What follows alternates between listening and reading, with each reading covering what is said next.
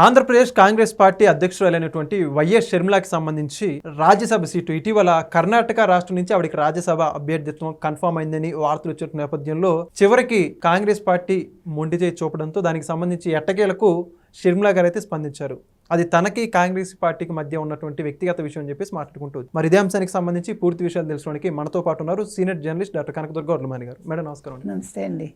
షర్మిలా గారికి రాజ్యసభ రాలేదని కొంతమంది ప్రశ్నిస్తున్న అంశానికి సంబంధించి ఆవిడ సూటిగా సమాధానం చెప్పింది. అది నాకు పార్టీకి మధ్య విషయం అని చెప్పేసి బీజేపీ నాయకులందరూ కూడా సమాధానం చెప్పడం జరిగింది. మీరే ఉంటారు? అది సూటిగా ఎందుకు ఉంటుంది? ఫ్రస్ట్రేషన్లో ఉండొచ్చు. సూటిగా ఎలా అవుతుందండి అది? ఓకే, ఫ్రస్ట్రేషన్లో అది నాకు పార్టీకి సంబంధించింది మీకెందుకు అంది. మరి మీరు కూడా మాట్లాడుతూ ఉంటారుగా ఇంకో పార్టీని, ఎందుకు మాట్లాడతారు? మరి మీరు మాట్లాడకూడదు. ఇప్పుడు మీరు నోరు మూసుకుంటే అవతల వాడు నోరు మూసుకుంటారు, అవతల వాడు నోరు మూసుకుంటే మీరు నోరు మూసుకోవాలి. Simple logic. ఎవరైనా అడుగుతారండి.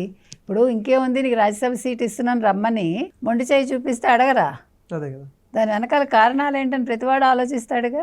ఇప్పుడు పిలిచి పిల్లనిస్తామని లేదులే నీ కులం తక్కువగా ఉందంటారా, లేదా గుణం తక్కువ అంటారా, లేదు మీ అన్నగారు మోకాలు అడ్డాడు అంటారా? ఇక్కడ జగన్మోహన్ రెడ్డి ప్రస్తావన వచ్చి ఉంటుందిగా. లేదా డీకే శివకుమార్ ఏమైనా డీకే శివకుమార్ జగన్మోహన్ రెడ్డి ఏమైనా ఆడుతున్నాడా? మీరు దేన్ని కూడా కాదనిలేం, మనం రాజకీయం అలా ఉంది. ఎస్పెషల్లీ కాంగ్రెస్ లో కొరివితో తలగొక్కోవాలంటే జగన్మోహన్ రెడ్డిని ఎంట్రీ ఇచ్చుకోవాలి కాంగ్రెస్. ఇప్పుడు ఏదో 3, 4 స్టేట్స్ ఉన్నాయి అంతే.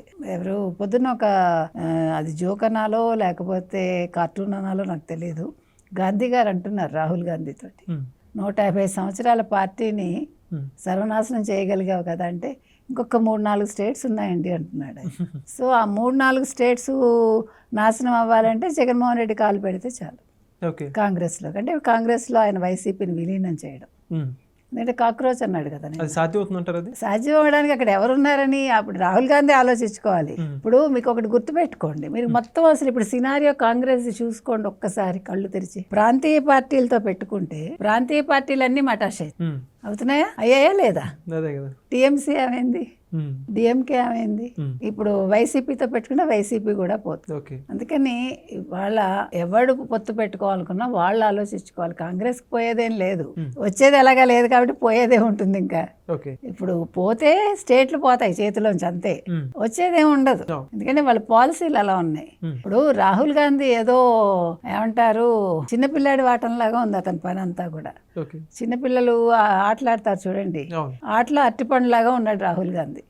చెప్పాలంటే ఒక సీరియస్నెస్ లేదు, ఒక అపోజిషన్ లీడర్ అతను.